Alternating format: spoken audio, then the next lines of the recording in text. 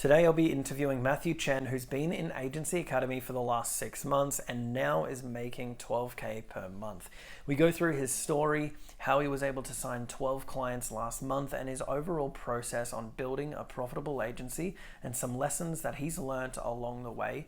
If you yourself want one-on-one help, then please feel free to book a call using the link below, and let's get right into the video.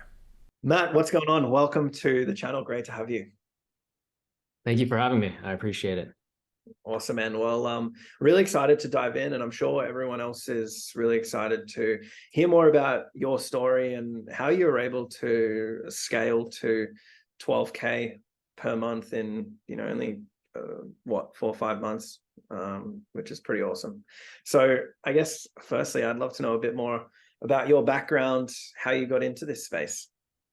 Yeah. So I guess growing up, I grew up on the East Coast of the United States, lived a pretty comfortable life. I was born in New York City, raised in Princeton, New Jersey, and lived in the suburbs, quiet, and went to NYU for undergraduate. And I graduated last year. But I guess a little bit more about my background. Generally, I've been more quote unquote entrepreneurial, done things like flip phones on eBay to drop shipping to um, always just trying to make my own money. Yep. And ultimately, what led me into the agency space originally last year, around August, September last year, was Eman Gadji, of course, Awesome. and his videos. And so obviously started out in Agency Navigator. And at the time, I was fresh out of undergrad, just moved to California from New York City, and was working remotely at a company called AirUp, which was a direct-to-consumer beverage startup. And they were amazing to work with. I was having so much fun. Flew me to Germany and everything. But after working in the startup, I was on the growth and retention side. So doing the marketing, influencer marketing, and I was working with content management agencies, social media agencies, and negotiating deals with them. And I saw how much they were making. And then, of course, I was watching Eman. I was like, agency model is pretty lean. It's a good business model, and you can make a shit ton of money. Yep. So I coincidentally also at the time was looking for a ceramic coating for the interior of my car. And a little bit of context for that, I really like cars. I have a BMW M4, and I was just looking at the time to get something done to it, specifically a ceramic coating, and I couldn't find a detailer in the area that would pick up the phone. And I was in Orange County at the time in California. So I thought this space is not digitized. These guys are very unsophisticated, respectfully. And there could be a need for this. So why don't I try it in the automotive space? It aligns with my interests. And yeah, so I tried it out. I started out with detailers. I met Tony Lee through it because we were in the same niche. He's a lot more popular than I am. But he's since left the space. I'm not gonna air out his business, but eventually we pivoted. He blew up our offer. He blew up the niche, Yep. and I forced both of us to pivot our offers, pivot the space. We went a couple of different routes. I tried a lower ticket offer and wanted to work with a specific client avatar. He tried a higher ticket offer, wanted to work with a very specific avatar and offer sort of like a done with you course. But ultimately now I have one price. I really only want to work with one client avatar. And now I'm more focused on scaling now that I have a lot more of these services and delivery simplified. Yeah, awesome. And I guess sort of where were you before you joined the program, and sort of where are you now? Because obviously you were in Agency Navigator. Mm-hmm. So I joined the program like in the middle of October, Mm. right after I signed my first two clients. So I started my agency and I started Agency Navigator October 1st. Yep. Um, and I have this all dated because I recorded Loom videos on day one and everything. Um, And then I signed my first client October 21st, and then my second client October 23rd. And I had no idea how to do any service delivery. Right. So Agency Navigator is good for beginners, but specifically as far as the service delivery side goes, it's not very comprehensive. And a lot of it focused on how to do service delivery for ecom. Yeah. So I found Cody's YouTube, found some of this content, um, and I had a call with him. He closed me, obviously, and we hopped on calls, and Cody taught me how to do local lead gen service delivery for my niche. And that's how I sort of started doing my service delivery for the clients that I had, and just kind of learning along because obviously Cody's not in the niche, but he was able to point me in the right directions to start. Um, and so now I still do all of the media buying myself, because every media buyer that I've hired so far hasn't been adequate enough as Yeah. far as performance, whether that be my fault, not giving them the right SOPs to kind of do exactly what I want them to do, or they're just incompetent. I'm not really sure still. Still looking for a good media buyer, but um, been I mean, managing it all myself. yeah, and I mean, like, I'm a big believer that you need to do everything yourself to start with, right? Because how are you going to hire someone for a role that you don't know how to do yourself, right? Yeah, exactly. It's just not going to work. And there's so many people on YouTube saying, "Oh yeah, just hire it out, outsource it straight away." And it's like, no, unfortunately, it doesn't work like that. Maybe you might get lucky, but you don't Yeah. know what you're talking about. You don't know if they're doing a good job. You don't know what you don't know. So it's never And really going to work. that's the mistake that I made initially as well. Yeah. When I first started, when I came into the program as well, I had a media buyer at Mm. the time, Yeah. and he was out of Pakistan. Terrible, so ass. But I didn't know it at the time, uh, because I hadn't done it.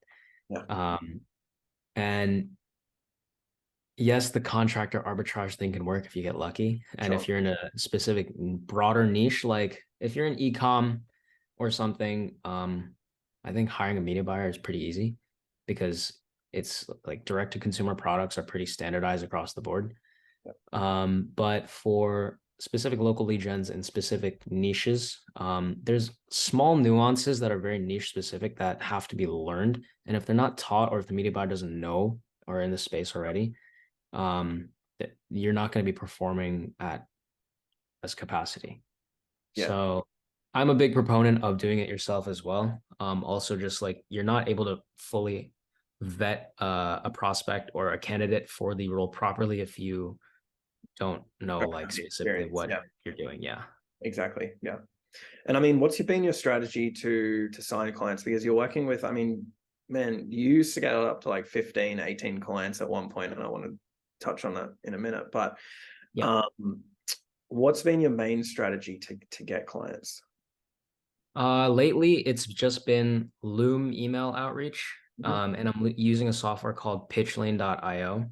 Um, to send like kind of custom, like it's almost like a Loom, but you're able to mass send it using PitchLane and instantly. Yep. And that and paid ads is what I've been relying on.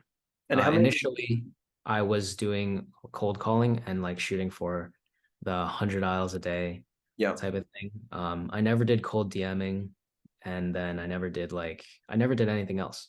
Yeah. It was cold call straight into building an email system. So I hired a couple of VAs back in February and one in April.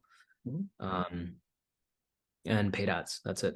But Yeah. paid ads is really what rocketed me from like February to March. Yeah. Yeah. That's really how things scaled up. And I mean, when you Mhm. were doing looms, when I mean you're still doing looms, how many looms are you sending out on average? So before it was like 50 a day. Yep. Now it's closer to 100 a day. Or Okay. sorry, before it was 25 a day. So my one VA was only able to send out 25 per day, because I'm following Charlie Morgan's like principles of email outreach and making sure delivery is good. Yep. So it was 5 emails per day per account. Um, and now I have two VAs, and more accounts and more automated recording software than manually recording the looms. So right now I think we're at 50 a day sending, scaling up to 100 a day. Awesome. And Yeah. yeah, paid ads. So tell me more about paid ads, right? Like Mhm. I'm the biggest believer in ads. I think ads are the greatest thing that you can do to sign clients quickly. Yeah, Yeah, tell me more about your advertising strategy. absolutely. So my strategy is nothing special, to be honest. This is I what I was, want to go into, right? Because everyone thinks yeah, it's some complicated thing. it's really not special. I was at a static point with the agency where I was really struggling to get clients. Um, and Tony Lee actually pushed me to just take the risk and say fuck it, like just run paid ads at a fat budget, call out an audience, present an offer, and give them a call to action, which is fundamentally all my ad is. Yeah, And it's like 18, 20 seconds long normally. So I just called out. I'm in the automotive space, so at the time, the ad that hit got me rocketed. My client number was an ad where I'm sitting in my car, um, and I'm literally just talking to the camera in a selfie video saying, PPF installers, restyling shops, um, detailers, uh, are you struggling to get clients or customers? I forgot what I said. I'll bring you. what we'll do, we'll do another video and we'll actually show the Yeah, ad I can show running. those ads now since Yeah, I'm not running them yeah, anymore. exactly. Um, but yeah, it was like I'll bring you 5 PPF jobs in the next 30 days was my offer, or you don't pay me. Click below to see how we do it and see if you qualify. And that was it. Yeah, And simple. at the time, this was the time when our original offer was aired out. So Tony and I were running very similar offers. It's like 15 or 25 jobs in 90 days for him. Um, and then everyone started using 15, 25, and everyone new entering the space would up the number. It Yeah, got pretty ridiculous where people were offering like 30 jobs in 30 days, which is not feasible, not possible. A lot of them like higher ticket jobs like paint protection film or vinyl wrap. A lot of the shops can't even take on 30 jobs in 30 days. mm. So it got pretty unrealistic where I was like, okay, what if I go backwards and give them a low number or something, or not even give them a number? But I wanted to try first, let's give them a low number. My second offer that I ran in March, I didn't even have a number within my offer. Um, and that also worked pretty well. But um, it was fresh stimuli for the market to see because they were used to such high numbers Yeah, that such um, ridiculous guarantees. yeah, so that the general feedback from the people that I spoke to and my clients was that it felt more realistic, more real, and that's what prompted them to end up responding to the ad. Yeah, yeah, But I think people overthink it. Very simple. I literally selfie video through yeah, like just the iPhone camera video or Snapchat. Um, and then I put the captions app, just so I have subtitles over what I say. I don't think it's super necessary, but it's nice to have.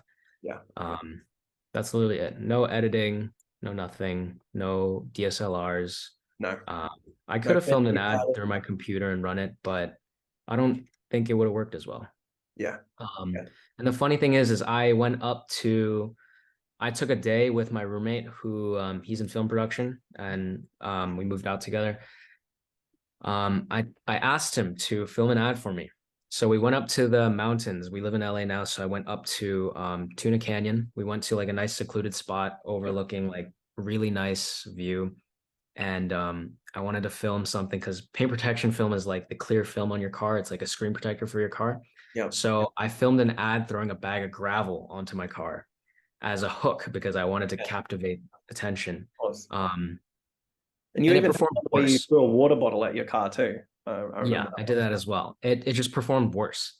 Yeah, Um, so I don't know. I like to just keep it simple now, not overdo it because just from the data and the feedback that I received on the ads. Like Yeah. it seems like the simpler it is, the better it is. Yeah. Especially when you're talking, especially for B2B ads, and if you're talking to like blue collar local businesses. Yeah. Yeah. Yeah. And I mean, you at one point you're at like that 15, 16K mark, and then you went back down to 10, Yeah. right? I want to know sort of what happened and why you decided to go back down to that level, because I think many people would be like, oh, okay, that's strange. Mm-hmm. So obviously it wasn't voluntary, right? Yeah. It's not like, oh yeah, I'm at 15K. I don't like this. I'm just Yeah. gonna Of course. drop No, some of my clients and I'm gonna lose all my clients. of No. course. No. Of course my clients churned, and that's what ended up happening. My clients churned, and fundamentally the reason was I didn't qualify them well enough initially, and I was taking everyone who would pay me at the time. And B, I continued to focus like on acquisition a little Yep. bit too much, even after signing an additional, like I took on, I think it was 12 or 13 clients in March at month, and my grand total at the peak was I was servicing 18 clients. And I was running a mixture of retainers because I was trying a low ticket offer. And I was still had clients on $1,500 a month retainer. It was a mess, honestly. But fundamentally, I focused too much on acquisition, and I continue to focus on acquisition even after onboarding the new clients because I just wanted more, more, more. Yep. And as a result, I ended up neglecting a lot of them as far as communication wise. A lot of them ended up being a pain in the ass and needed a lot more hand holding than I would have liked. And a couple of them were just not worth like the effort. They were like old heads, difficult to work with, um, very stubborn in trying to create an offer for them, so on and so forth. So, in short, um, I didn't even hit 15K. It was like 14.8 at the peak, with 18 clients. So that gives you an idea. Like I was running a mixture of 1,500 retainers and 750 retainers because I pivoted towards tint shops and wanted to run a low ticket offer because I thought it made more sense. Yeah. And so in April, I lost 6 clients. Mm. So I lost 6 clients, and 3 of my existing clients like went like inactive, like in a sense where they didn't want to run ads because they were booking a month out already. Or one of them went on vacation. The other one he was moving like shops from state to state. Yep. So technically, I guess in April, I lost a total of 9 clients. It's a lot. Um, yeah. So my MRR dropped actually to 6K in April. So I only made 6 grand in April. Wow. And now it's what, May? Yeah.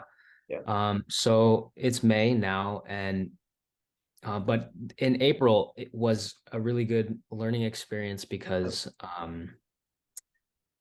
like while I churned a bunch of clients and I actually had to send 2 grand worth of refunds, Okay. unfortunately, but the price you pay. Yeah. Um, it was a good learning experience. It was like a pivotal moment where I was like, oh, it's when you realize that, damn, keeping clients is probably easier than acquiring new ones. Yeah. So I should probably spend a little bit more time in trying to build out some systems for client success. So Was that while your biggest takeaway? Like, I'd like to dive into, yeah, like obviously your takeaways from that experience. yeah, Yeah. my biggest takeaway from that was it's easier to it's easy, like it's cheaper and easier mentally to service your clients well, and keep them happy and keep them on board than it is to acquire a new client. Yeah. Um, so my effort split or my focus split had to change drastically, from like 90% acquisition focus to maybe 60% acquisition focused or 70% acquisition focused. Yeah. And so I still haven't really set up perfect, or I would even say good, uh, client success Mm. systems yet. Right now, it's just an onboarding and then set up another call for 2 weeks exactly after that, and just giving them a overview of all the metrics, um, kind of play by play, week by week. Or if something is wrong, obviously bring it to their attention. Just make sure that you're communicating with them like very transparently. I think that's the most important part. Yeah. Um, and I don't think that's emphasized enough. Um, Communication is really, like, for me, it's that's why I lost so many clients, and it's even like 12 do months. what works, do what works for them. Yeah. So I actually had to go get a second phone, because all my clients want to text. None of them want to use Slack. I might get fucking shit in the comments, but like, um, I couldn't get them to use Slack, and no one really wants to use WhatsApp Business or anything like that. They just want to iMessage. So I was like, all right, let me get a second phone because I don't want this to clog up my personal phone. Like, or I don't want to like wake up on a Saturday, check my phone and just have clients hounding me. Yeah. Um, so for me, that worked obviously for like do what works for you and do what works for your niche and your clients. Yeah. So the second phone, it's a pain, honestly, but it is really helpful to have the physical separation there. Yeah. Um, And now but what do you sort of look for, I guess, in clients, right? Like you said, a few of them were a pain to work with. So like, what do you sort of look for in clients? How do you sort of qualify them? How do you sort of vet them? yeah, so up front, I make sure now that they are open-minded as far as running offers goes. I make sure now, and this was definitely my fault before as well, that there was a misalignment of expectations on how much I'd be doing for them, right? So I think sometime a couple of them went fully in with the expectation that um, I was basically going to bring a customer to their door. I was going to go and close someone and like literally send them to their shop. Yeah. And as I kind of signed more people, I didn't have the bandwidth to even look at their lead connector accounts or go into their go high levels, and really kind of help them or even coach them on how to be addressing clients properly or customers properly.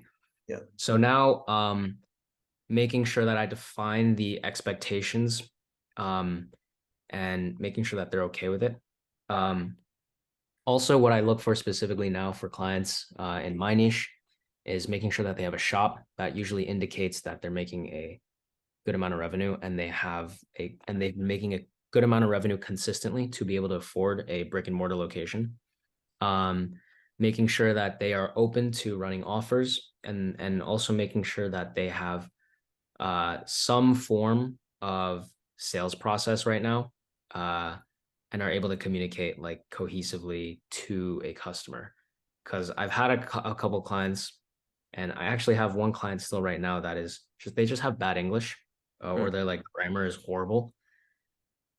And when you are communicating with potential customers, it looks bad. It looks unprofessional.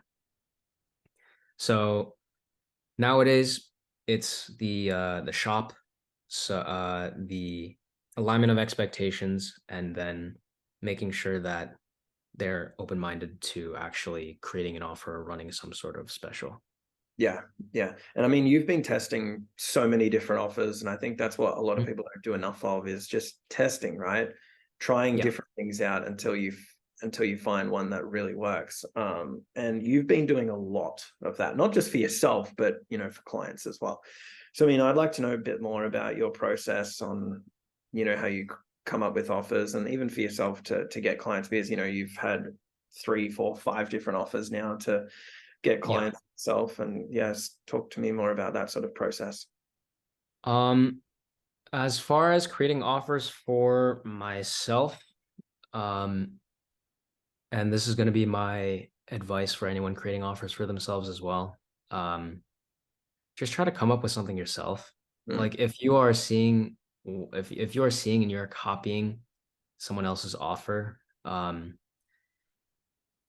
people in the industry have already seen it, Yeah. so it's not gonna work as well. Even if you like alter the number or try to one up it like from 20, maybe this guy's doing 15, so you offer 20. It doesn't work like that. I would also say that make, and it's going to sound so cliche because everyone says the same thing, but like make it sound different and Yeah. unique. And this is only going to come with time because you're going to see what's feasible and what's not for you. Yeah. So like now I have a good sense of like, can I actually honor this guarantee if I'm going to Yeah. make it an offer? But if you're just starting out, um, pull something out of your ass and see if it works, to be honest. And if Like you're running paid that's good. ads, like it doesn't like, oh, 9 times out of 10, once I hop on a sales call, and I'm going to close, they don't even ask about the guarantee. If they Yeah. do, then you put it in, but if not in the contract, you just leave it out. Yeah. Um, so like find something that is not super, find something that not everyone is running, right? Because you're gonna have a bunch of people monkey see, monkey doing each other. Um, you don't have to name a specific number if your niche is flooded with people offering specific numbers. Um, and try to make it just realistic for the industry. Yeah. That's going to vary from niche to niche. So I wouldn't be able to offer any specific advice, but um, yeah, there's no real, I don't really have like a system for going about it. Just kind of But I what think I've too many people focus more on like trying to like I think experience is more important than the money at the start, right? Like, you know, if you have to give some refunds because you don't deliver on the guarantee, so be it. You know, yeah, learn, yeah. get that experience, understand, okay, what's possible, what's not possible, and just keep learning. You know, Hmm. don't focus too much on the money to start with. Like, be okay Yeah. with refunds. Like, I know when you started, like, you know, you didn't touch that money. You signed a couple of clients. It was like 3 grand in your bank account, but it was in a separate account for those 30 days to make sure that you actually delivered, you know, and if you didn't, it does like, yeah, okay, cool. You lose out on 3K, but it's like you've learned something from that, right? If you're in it Yeah. for long term, it's more important to have that experience um, than the couple of $1,000s. Yeah. I also did that because I was still working at my job Yeah. full time. So I didn't like thankfully I was relatively unemotional about the money that I made from clients. Yeah. Because it didn't feel like mine until I could deliver. Yeah. So that there's that as well. If you are just starting an agency and you're doing it full time off rip, um, It's that's going to be a little bit more difficult. pretty Yeah. bold. It's going to be a little bit more difficult, Yeah. unless you have savings to fall back on. And I ended up quitting my job after at like end of November anyway, so it was really like all in myself Yeah. after that. So the refunds really hurt Yeah. last month, truly, but I don't know, you get over it and like it gets easier. Yeah. And I guess what's been the number one thing that's allowed you to get these type of results for your clients? Because you're getting really good results now, which Yeah, which one? and that's sort of why I niche down even further within my niche, because you're gonna notice that paid ads works for a specific. In my experience, paid ads, specifically Facebook and Instagram, which is all I'm offering clients, works really well for services that cost between $200 and $600 or lower, honestly. Any higher ticket becomes a little bit more difficult to sell, and you need to have a full sales process or someone delegated specifically on that side to dealing with that. Like I have been able to sell like paint protection film over the phone um, for packages for like $3,700, but it's very seldom and it's not very scalable because you're not going to get that consistent result with every prospect. Um, so um, I don't really have one answer. Yeah. I think it's just um, Well, I know for running you. the ads yourself, like Yeah. consistently running the ads yourself, and making sure you're trying to optimize like continuously. So always trying to get a lower lead cost by testing different creatives. Um, I run video creatives a lot of times. or most of the time for my clients. And I'm editing the videos myself Yep. because um, I just kind of enjoy doing so. Um, so trying out different hooks as creatives because nowadays Facebook lead gen is extremely creative heavy, I feel. Yep. So having that carry the performance of the ad um, is extremely important. So testing different creatives, that's it. Yep. Seeing what works, what style, what template, what theme. Um, for if you are testing within a specific service, do photo ads or video ads work better? Sometimes photo ads do work better. Yeah. So being able to know that, um, yeah, it honestly just takes time and it takes you doing it. Um, that's really it. You can pick it up fairly quickly though. You'll know what works in it like a couple months. What's your plans for the rest of 2023? Um, recently I've had a lot of like mental revelations or battles or struggles, whatever they may be, with myself, and been realizing that I need to play into my strengths rather than suppress them. So for me, I'm more of an extroverted individual, and I perform best when um, I make quick decisions and I have a change of scenery every month or so. So I do travel a lot. So I've been traveling, I've been working. Um, by the end of 2023, I want to get to a point where I have someone hired full time specifically just for like client success Yep. as well as an appointment setter. So that I am only just doing the service delivery, the media buying and the sales calls. Yep. Eventually I'll find a media buyer that's good enough eventually, I hope. And then I'll find a sales. That's the last thing I'll hire out though, a sales rep. Yep. But I think I'm at a point where now that I've figured out sort of the one sector I want to be in, um, I'm ready to, and I know like what I want my client avatar to be. Yep. I'm ready to scale pretty big now. So right now, I'm back at 15 clients, Yep. and I want to quadruple that. Okay. Pretty ambitious, but I'm trying to quadruple that by like the end of the year. Yep. Awesome. Love it, man. So what would that put you at sort of monthly revenue wise? Uh, my service fee keeps changing. I Yeah. keep like I lower it, I raise it. Right now I've adjusted my service fee to 8.99. Hmm.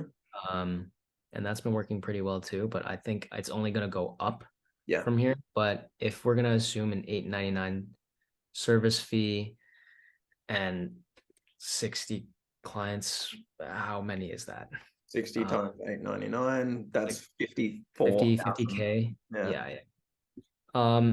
So yeah, I guess if you're gonna put it from a revenue perspective, 50K a month by the end of the year, Yeah. that would be cool. Um, but also learn to be less focused on the actual monetary goal or Yeah. like a numerical goal, and rather set my goals to be something actionable. Right. So I'd be really grateful if I would be able to, like in June, run through my entire sales process from A to Z and be able to pitch someone from A to Z. If I'm able to do that with even 60 prospects. Yeah. Yeah. Um, And I think that's what more people need to focus on rather than that whole 10K, 20K, that number. yeah, Yeah. exactly. Yeah. Any other sort of final tips or pieces of practical advice that you can give people just starting out or people wanting to get to where you are?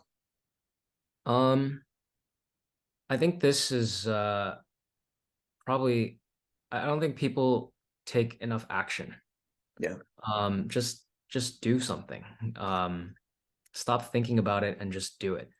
And so I'm grateful that it's been more in my natural personality to just kind of do shit and Yeah. do what I want to do, and not really think too much about it or hesitate. But people think too much about making their actions perfect before they do them. Yeah. There's obviously some extenuating circumstances where you should be doing that. And I feel like a lot of times there have been instances where I'm like, damn, I should have, thought a little bit more about making that decision. But in the case of starting out, whether that be, I don't know, trying to hit 100 cold calls a day, Yeah. or scared about doing service delivery, or reaching out, just do it. I don't know. Like, um, We get a it, dopamine hit just from even saying, oh, we're going to go to the gym, or we're going to do this, or we're going to do yeah. that. We get that little dopamine hit just for saying, that I think Andrew Huberman was saying Mhm. that on the Jocko Willing podcast. Like, we get that dopamine rush just by saying we're going to do something. We don't even have to do the action for us to feel good about ourselves. You Yeah. know? So really just like talk less, think less, and do more. You're just gonna learn more that way anyway. Yeah. Like One of my fuck your website, yeah fuck your email copy, um, fuck your DM script, yeah fuck your cold calling script. No one mm, cares. no No one cares. It's not gonna help you. no And chances are it's gonna change. Like I wasted so much time creating like an onboarding course for yeah clients, like when I had two clients, yeah and no one uses the onboarding course. I tried to use it, but clients will not go through the course, and it just wasn't something that I was able to implement fully. So it like try these things, experiment. It's gonna every person's circumstance is gonna be different, and experience is gonna be different, and you can't apply like one thing. There's no one size fits all. no So you really just have to like do it and learn as you go. And I'm still extremely young and early in the agency game as well.